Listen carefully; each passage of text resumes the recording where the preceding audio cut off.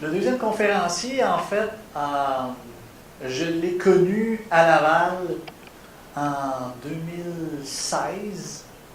Et puis, il était venu voir une explication que je fais sur l'art de la conférence. Et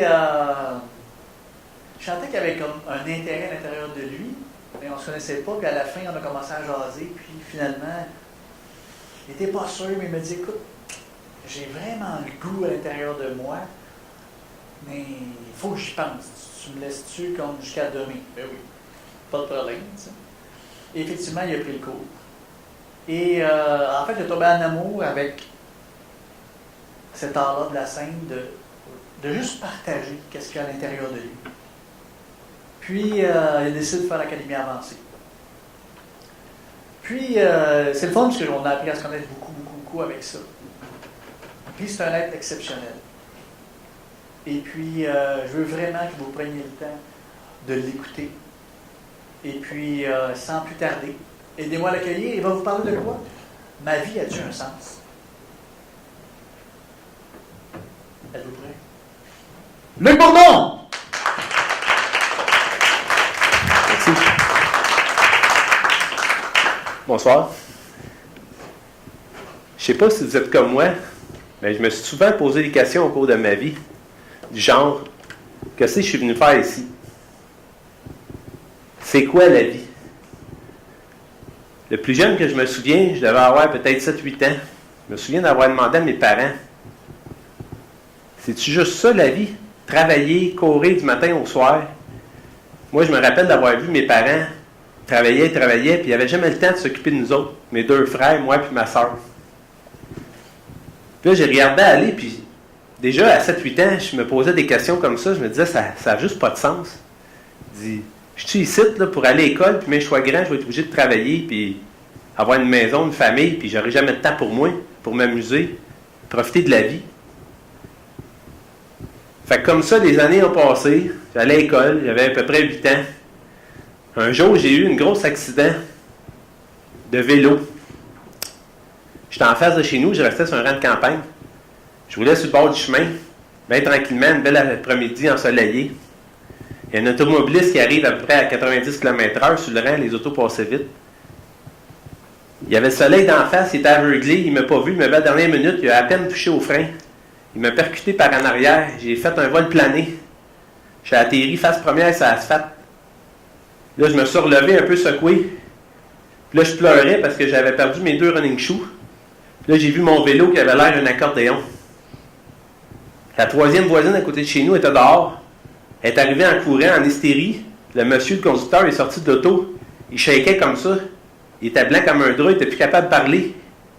Puis moi, je pleurais juste parce que j'avais perdu mes 2 running shoes. Là, le monde se demandait comment ça se fait que j'avais rien. Fait que finalement, la police en blanc est arrivée, tout ça, ils m'ont vérifié, puis ils ont vu que j'avais rien de cassé.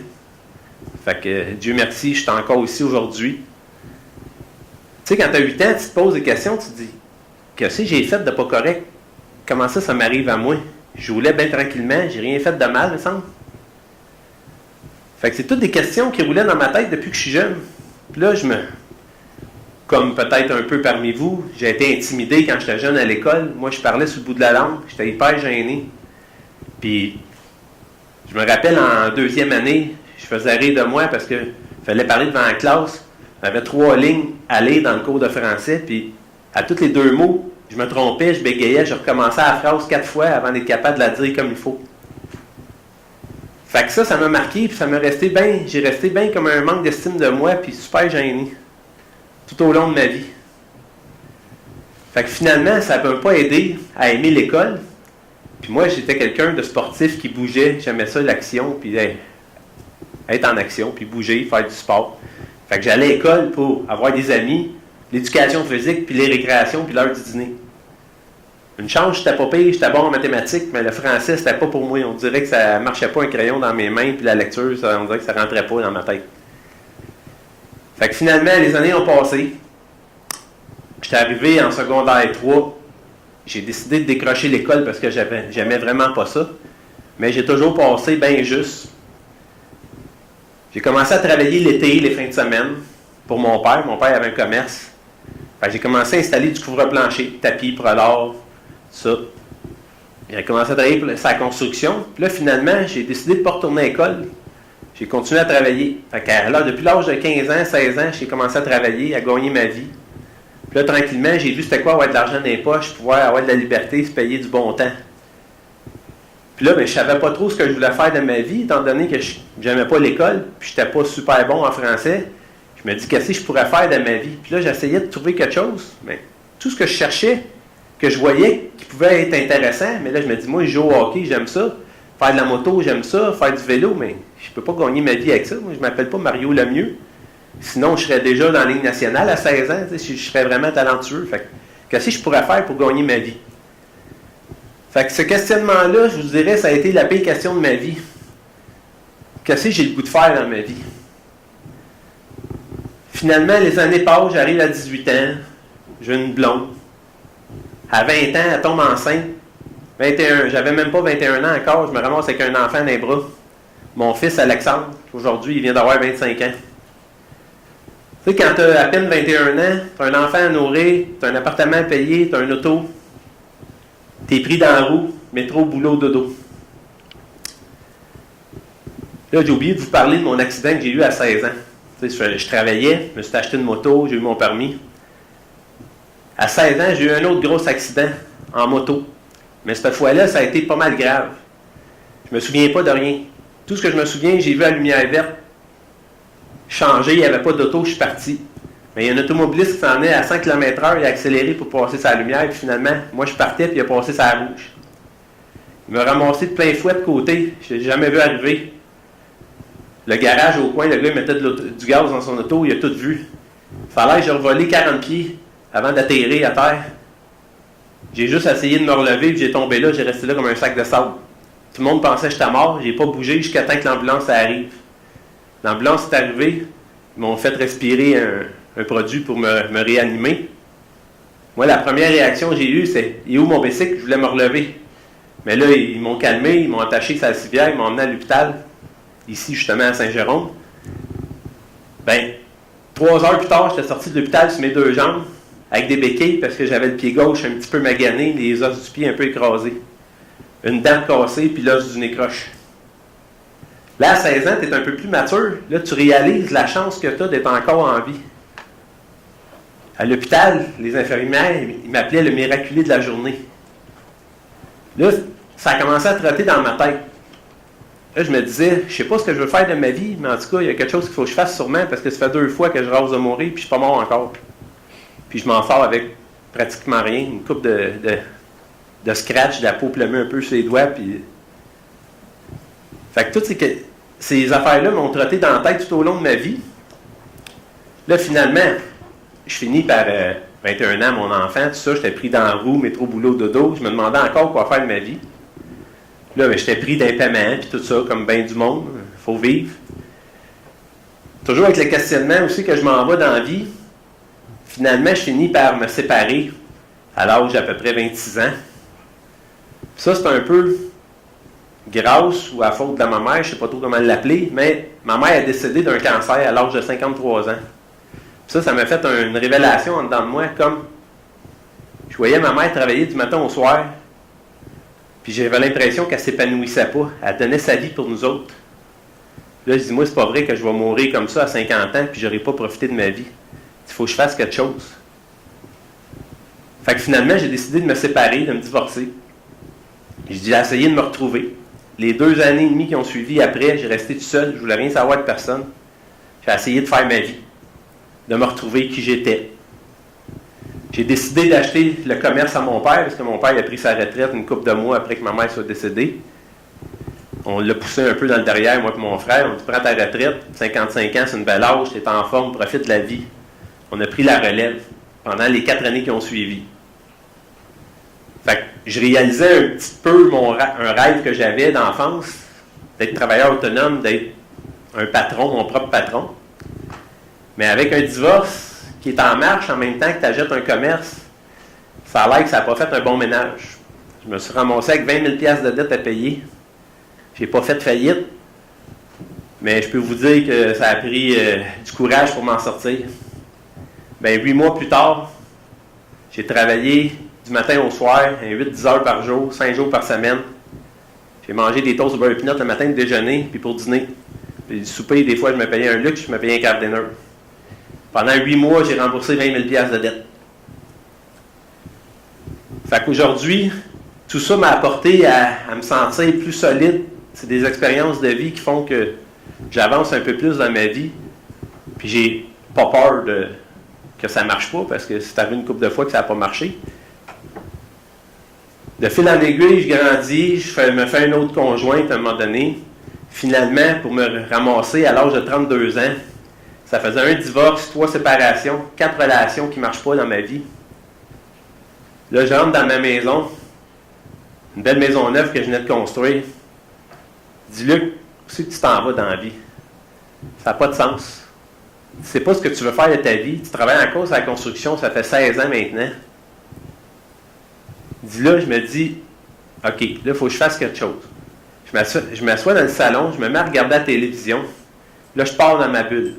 Tu sais, une grosse bulle, là, que là, tu te remémores tout le film de ta vie. Là, mes accidents à 8 ans, 16 ans. Là, je me suis même revu, à l'âge de 24 ans, j'ai eu un autre accident. Cette fois-là, c'était en 4 roues, en VTT, dans le bois. Je roulais assez vite, je m'en venais dans une courbe, puis j'allais trop vite pour la courbe, j'ai comme dérapé, j'ai passé droite un peu. Puis j'ai juste heurté le bord d'un arbre avec la roue en arrière. Mais le 4 roues, il a breaké sec, il a rebondi, puis moi, j'ai revolé, le 4 roues m'a tombé dessus, il a fait 3-4 tonneaux. Il est resté en envers. Moi, je me suis relevé la face pleine de sable en courant pour aller relever mon 4 roues. Là, le 4 roues était tout croche, les ailes cassées, les poignées brisées. Mon chum s'en venait en arrière en 4 roues. T'es-tu correct? Qu'est-ce qui s'est passé? Oui, je suis correct. Je pense que j'ai rien. Là, j'étais un petit peu nerveux parce que je venais de tomber encore une fois. Encore une fois, j'avais rien de cassé. Et là, quand tu es rendu à 24 ans, là, tu réfléchis un peu plus, tu te dis, c'est parce que là, à la vitesse que je m'en ai, j'ai rentré sur le bord du bois, j'aurais pu rentrer d'un arbre et me tuer, là, carrément. Puis là, c'était de ma faute, là, c'était pas quelqu'un qui m'avait frappé. Là, à mesure, mon questionnement, je comprenais pas ce qui arrivait, pourquoi j'avais ça à vivre dans ma vie. Là, toujours, pendant que j'étais assis dans mon salon à regarder la télé et être parti dans ma bulle, là, je me remémore à 32 ans que je venais de vivre. J'avais un bateau, je faisais du wakeboard avec ma dernière conjointe, ski nautique. J'ai sauté une vague. Quand j'ai atterri, j'ai rentré face première dans l'eau. J'ai fait une commotion cérébrale. Puis là, je me rappelle comme si c'était hier. Je vous compte ça, là, puis je le revis encore en dedans de moi. C'est comme, tu sais, comme un peu comme un gossou. T'es étourdi, t'es sonné. Puis là, quelqu'un te parle, tu réponds, mais c'est comme si tu étais comme à retardement. C'est comme si tu n'étais pas là. Tu n'es pas dans ton corps. Tes idées un peu mélangées. Tu es au ralenti. Finalement, ça a pris comme 15-20 minutes avant que je puisse sortir de l'eau. Parce que j'étais tellement sonné. Quand je suis réussi à sortir de l'eau, je me suis assis. Puis là, j'étais là comme plus de son, plus d'image. Puis je regardais le monde au ralenti. Comme si j'attendais que quelque chose se passe. Là, à un moment donné, le monde qui était avec moi, ils ont bien réalisé que j'avais de quoi, tu sais. Ils voyaient bien que je n'étais pas comme d'habitude. Vous m'auriez demandé ma carte de crédit avec mon NIP pour aller au guichet, je vous l'aurais donné, ça m'aurait fait plaisir, je ne vous aurais même pas posé de questions. Tu sais, quand tu n'es pas là, tu n'es pas là. Fait que finalement, ils m'ont rentré à l'hôpital, 2 heures après, j'étais sorti, radiographie, scanner. C'était juste une commotion cérébrale. Ils m'ont juste dit de ne pas dormir, de me tenir occupé, de me parler. Mais je peux vous dire que quand je suis revenu chez nous, là, le petit hamster, le cerveau, il a commencé à revenir. C'est toute une expérience à vivre. Tu sais, quand quelqu'un te parle, tu lui fais répéter la question 30 secondes plus tard, parce que tu t'en souviens plus de ce qu'elle t'a demandé. Là, tu as des flashbacks de 20 ans, des accidents que tu as eus, des choses que tu as vécues dans ta vie. Puis là, à un moment donné, je suis revenu à moi, j'ai comme réalisé que je n'étais plus toute là. J'ai pas bien aimé ça. Fait que ça m'a aidé à comprendre peut-être un peu, ceux qui font de l'Alzheimer, c'est peut-être quelque chose du genre, tu sais, quand ils partent, puis ils reviennent, puis ils deviennent violents, parce que là, ils ne comprennent pas trop ce qui se passe. En tout cas, je ne souhaite pas ça à personne. Fait que toujours, pendant que j'étais assis devant ma télévision, à regarder la télé, je suis parti dans ma bulle. Là, je me mets à penser à toute ma vie, tout ça. Là, je me mets à penser à mon fils. Il avait à peu près 10 ans à cet âge-là. Ça faisait 5 ans que j'étais divorcé. Je le voyais une fin de semaine sur 2. Puis là, je me vois le lundi matin quand je vais le reconduire au service de garde à l'école. Avec son gros sac de linge, son sac à dos sur l'autre épaule, avec ses livres, puis sa boîte à lunch. Là, il a l'air de quelqu'un qui s'en va d'un camp de concentration. Il me regarde avec ses petits yeux piteux. Bye, papa. Il fait 2-3 pas. Il s'en revient d'abord. Bye, papa. 3-4 fois comme ça, jusqu'à temps qu'il rouvre la porte de l'école, avec son gros sac. Bye, papa. Avec ses petits yeux de chien battu qui s'en va à l'abattoir. Là, tu sais, c'est... Là, moi, je le regarde. Je viens le cœur tout en envers. J'ai une larme qui me coule sur le bord de l'œil. Là, je me réveille. Je suis assis dans mon salon devant la télévision. Il commence à faire noir. Je regarde l'heure. Crime pas, ça fait 3 heures que je suis assis devant la télé. Puis la télévision est fermée. Là, c'est là qu'il y a eu un déclic, une illumination qui s'est faite en dedans de moi. Je dis, Luc, qu'est-ce que tu fais là? Il faut que tu fasses quelque chose. Je dis, j'ai le temps. Je me lève, je pars, je m'en vais à la bibliothèque du coin. On va chercher 2-3 livres. Un livre de psychologie, un livre de spiritualité, puis un livre de philosophie. Puis là, je me mets à lire. Mais tu sais, pour quelqu'un comme moi qui n'avait jamais lu une bande dessinée de sa vie, tu te mets à lire des livres de philosophie, là, avec des mots à 4 piastres là-dedans. Tu lis, tu arrives en bas de la page, tu lis comme un robot, tu arrives en bas, il faut que tu recommences à lire une deuxième fois la même page parce que tu ne te rappelles pas ce que tu as lu. Puis des fois, je relisais un bout, un paragraphe, une 3e fois pour être sûr que j'avais bien compris. Mais malgré tout, j'étais fier de moi parce que j'arrivais à comprendre quelque chose là-dedans. C'est comme si j'avais quelque chose en dedans de moi qui faisait que j'arrivais à comprendre ça. Puis pour un gars qui n'avait pas été au cégep à l'université, pour lire des livres de même, je me trouvais pas pire. Il me semble que j'arrive à comprendre quelque chose. Tu sais. Fait que ça continue. Mon cheminement a commencé comme ça. Un an ou deux a passé. À un moment donné, j'ai tombé sur un livre qui parlait le pouvoir de l'intention, la loi d'attraction. Là, ça a l'air qu'on peut avoir tout ce qu'on veut dans notre vie. La vie de nos rêves, la maison, la grosse maison, la job idéale, la femme de nos rêves, le bateau, la moto, la roulotte, Hawaï en maison, les projets, il n'y a pas de problème. Là, je regarde ce livre-là, je dis, c'est pour moi ça. Fait que je me mets à lire ça, puis là, je me mets à appliquer ce qu'il disait là-dedans. Fais ta liste, demande tout ce que tu veux, visualise-les. Puis l'important, c'est qu'il faut que tu le ressentes dans ton cœur en le visualisant comme si c'était déjà arrivé. Fait que là, j'ai fait ça pour trouver la femme de mes rêves. Fait que finalement, je me mets à appliquer tout ça, je me mets à rêver à elle le soir en me couchant puis à visualiser. Puis là, je ne vous compterai pas tous les rêves que j'ai faits, ça serait un petit peu trop osé. Mais je l'ai tellement visualisé, là, ça avait l'air tellement réel. Mais 3 mois plus tard, j'ai rencontré la femme de ma vie. Exactement comme j'avais rêvé. Puis ça s'est fait comme ça, tout seul, par hasard. Fait qu'avec elle, mon cheminement a continué. Je continuais à aller. Là, j'ai commencé à trouver des formations. J'ai tombé sur une formation qui parlait de la biologie, le sens de la maladie. Parce que ça a l'air que chaque émotion qu'on vit, négative, chaque stress dans notre vie, on traîne ça.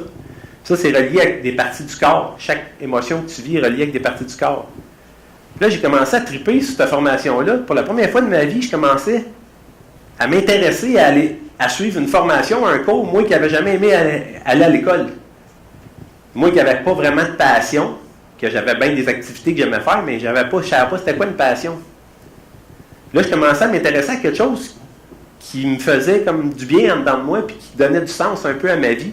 Je me suis mis à comprendre pourquoi j'avais eu un kiss dans l'oreille droite. Quand j'avais 9 ans, je me suis fait opérer. Puis je me suis fait opérer une 2e fois à l'âge de 12 ans, dans la même oreille, parce que le kiss était revenu. Mais là, ils m'ont opéré vraiment plus creux. Ils ont coupé l'oreille au complet.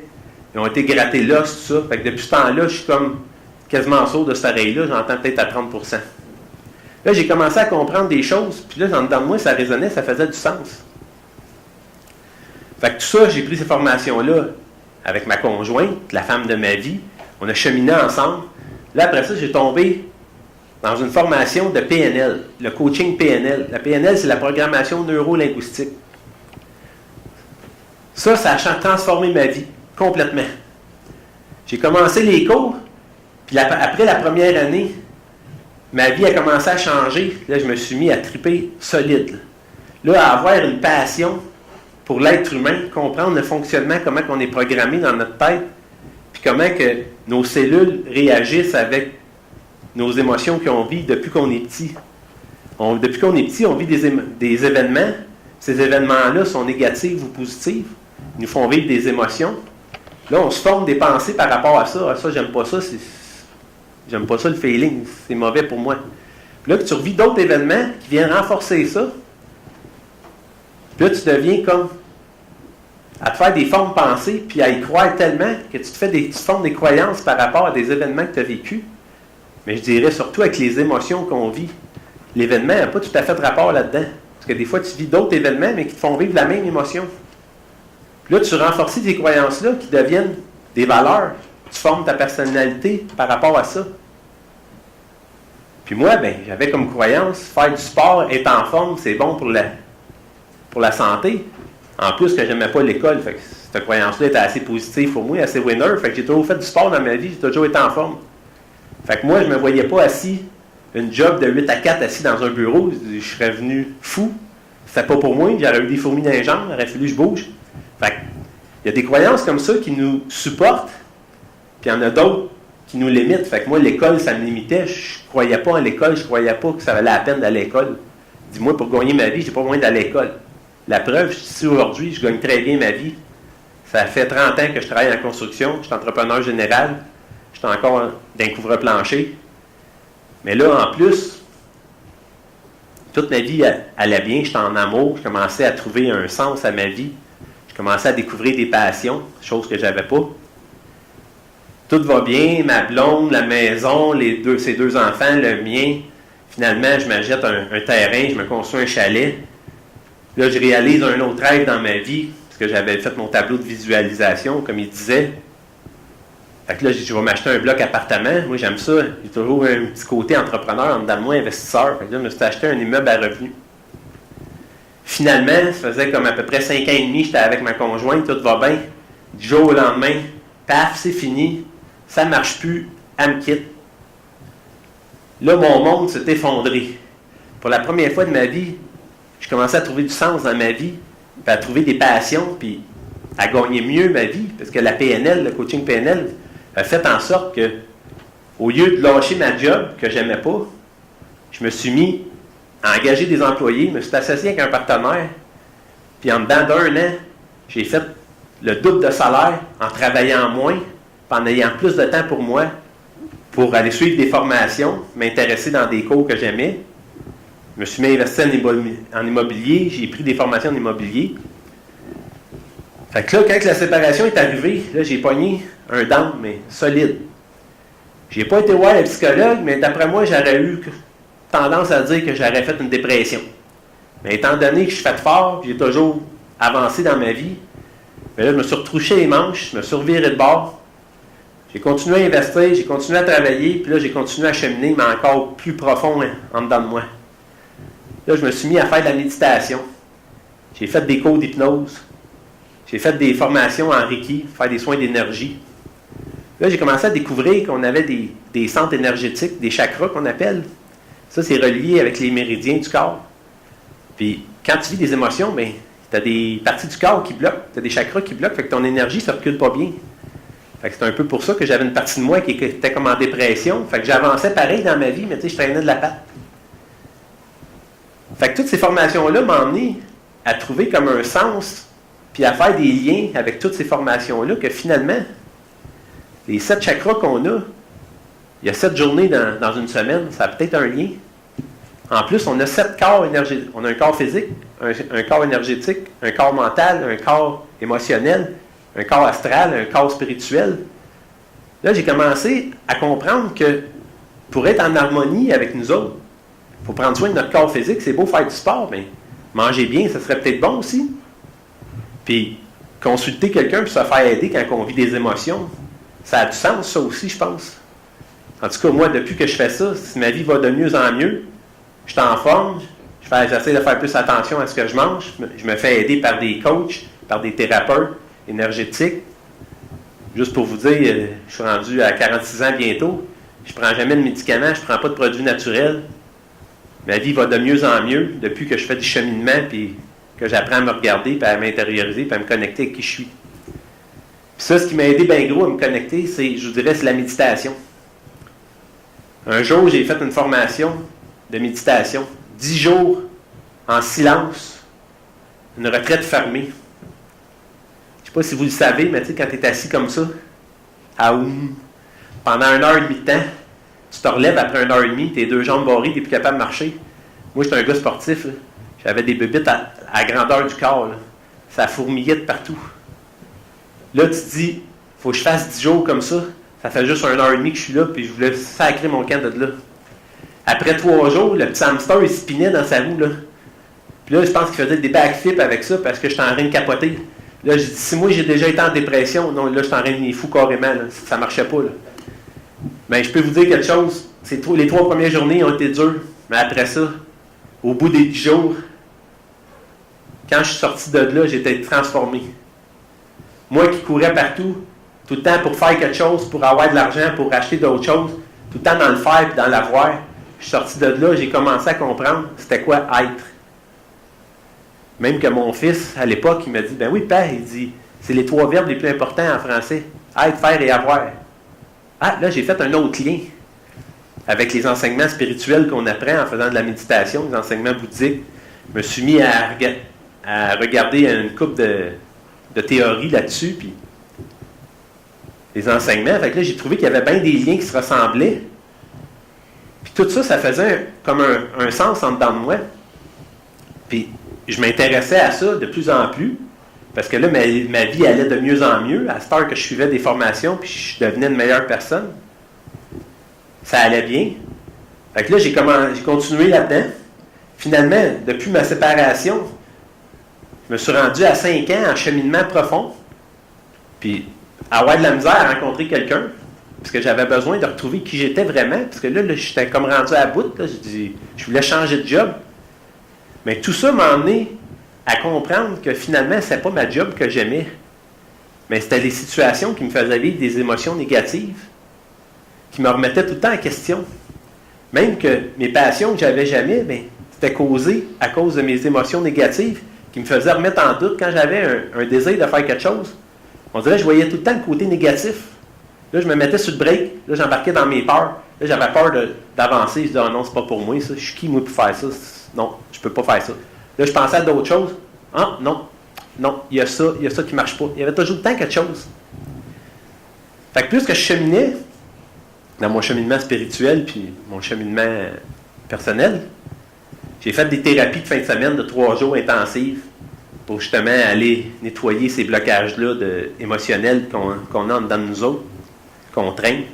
Puis des fois, on ne sait pas qu'on a ça. Puis quand que ça t'arrive, là, puis tu te mets à pleurer, puis là, tu touches à une émotion, là, on dirait que tu te vides, tu perds 50 livres. Là. C'est comme tu te soulages, là, c'est comme tu redevenais 20 ans plus jeune. Fait que tout ça m'a amené à comprendre que finalement, on vient au monde, tu sais, on a une date de fête, l'heure qu'on vient au monde. Là, je me suis mis à lire des livres en numérologie. Ça, c'est drôle. Tu additionnes ta date de fête, ça te donne un chiffre. Puis ce chiffre-là, quand tu lis la description, ça représente le genre de personne que tu es. Puis c'est un peu, ça donne un peu ton chemin de vie. Là, je me mets à regarder ça, puis ça correspondait pas mal à ce que j'avais vécu dans ma vie. Puis là, je me dis, mais là, je suis venu au monde. Ça veut dire que je vis ça depuis que je suis au monde, cette misère-là. Je dis, vas-tu pouvoir m'en sortir? Mais là, avec la loi d'attraction, que je pouvais planifier ma vie et essayer d'attirer ce que je voulais, je voyais qu'il y avait moyen de faire d'autres choses. Puis de trouver un sens à ma vie, puis pas être obligé de subir ma vie. Fait que là, je me suis mis à gagner ma vie de plus en plus, mais en plus, je trouvais un sens à ma vie, fait que je me trouvais à réaliser ma vie, pas juste à la gagner. Là, la numérologie m'a amené à aller voir une personne qui fait des cartes du ciel, l'astrologie. C'est comme les signes zodiaques, ça. Tu sais, c'est flou un peu, c'est général, tu sais, c'est pas... Moi, je suis balance, mais tu sais, balance, c'est comme... Ça veut dire quoi? Ça fait pas une description totale de ce que je suis. Mais là, l'astrologie, la personne que j'étais voir, elle commence à me conter ma vie, puis là, elle me dit qu'est-ce que je vais vivre l'an prochaine année. Puis là, elle me montre la carte du ciel en ligne avec Pluton, Saturne, Mars, Vénus. Là, je regarde tout ça, puis je trouvais que ça faisait du sens, c'est ce qu'elle me disait. Puis là, elle me dit, ah, toi, t'es un gars de communication. Hey, c'est bizarre, je viens de m'inscrire à une formation pour être conférencier. Puis là, cette formation-là, pour être conférencier, m'a amené à guérir un autre blocage que j'avais en dedans de moi. d'être capable de me dégêner, de regarder quelqu'un dans les yeux quand je donne la main. Chose que je ne faisais pas avant, je regardais à terre.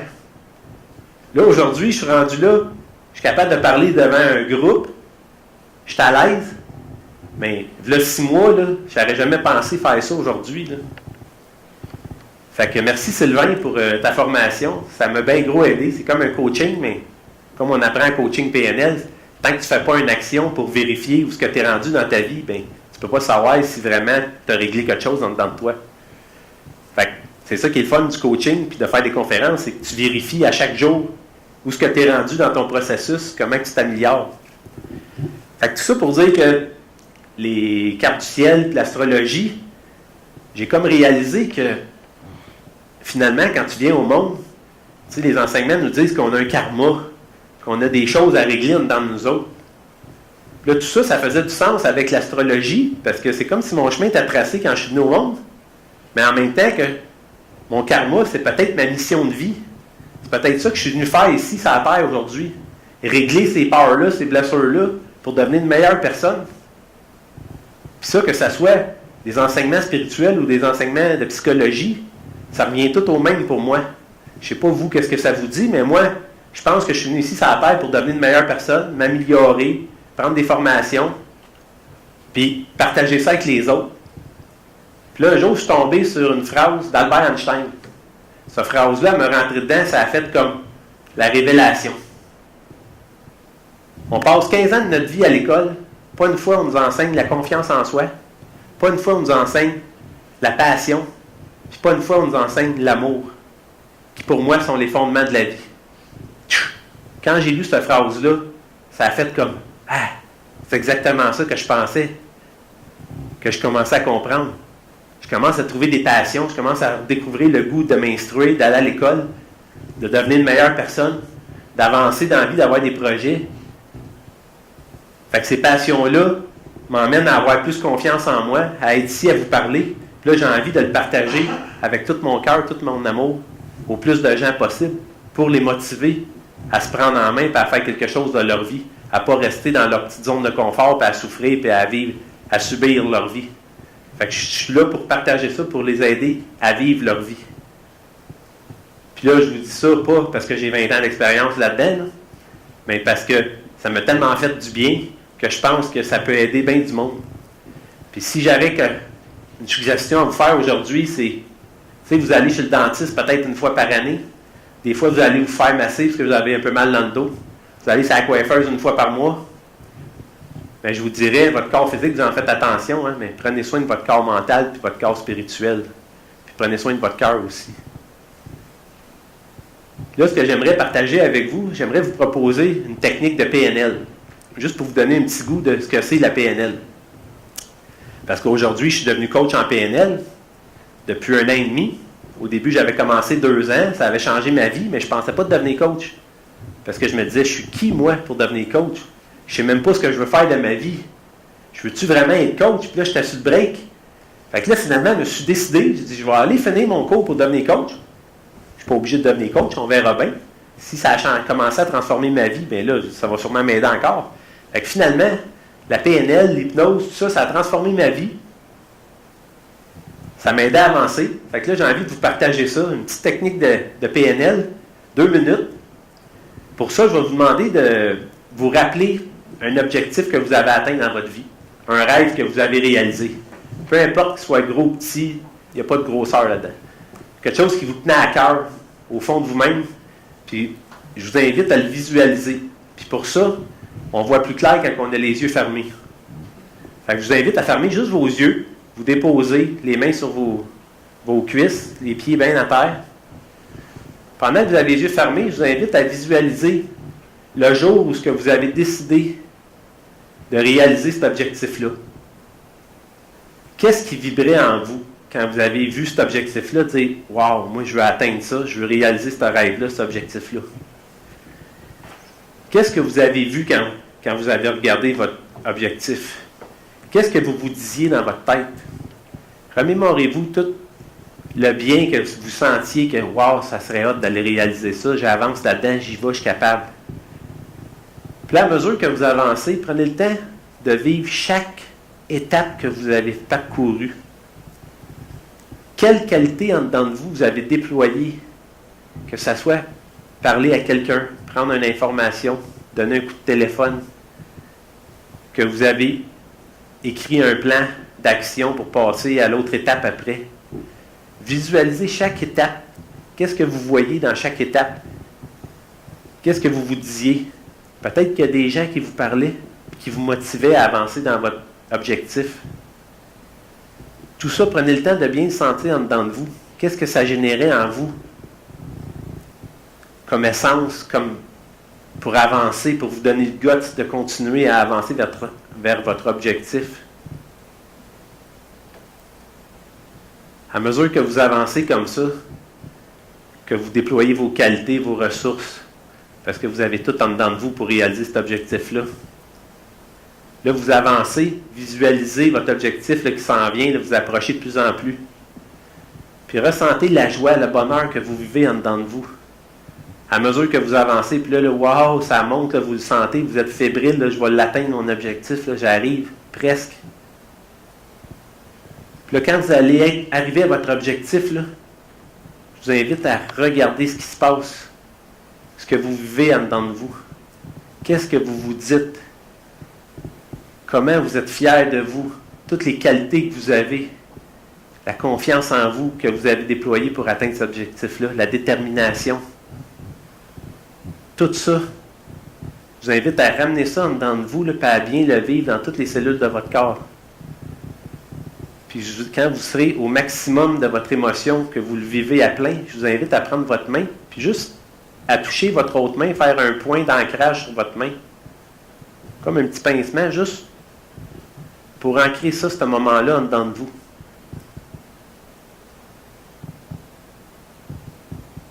Puis à mesure que vous le vivez, je vous invite à ramener ça avec vous ici, maintenant, dans la salle, à prendre contact avec votre corps, vos pieds qui sont bien installés au sol. Puis quand vous êtes prête, avec toutes ces belles qualités-là que vous avez déployées, votre rêve que vous avez accompli, je vous invite à ouvrir les yeux et à revenir ici maintenant avec moi. Maintenant, toutes ces qualités-là, ils vous appartiennent, vous le savez, sont à vous, pour personne qui peut vous les enlever. Maintenant, peu importe ce que vous voulez faire de votre vie, faites juste votre ancrage sur votre main. Remettez-vous dans cette émotion-là, ça va réactiver automatiquement dans vos cellules. Pratiquez-les quelques fois. Même le matin en vous levant, vous pouvez vous visualiser atteindre votre objectif, faire votre ancrage. Tu te lèves du matin, tu pars ta journée du bon pied.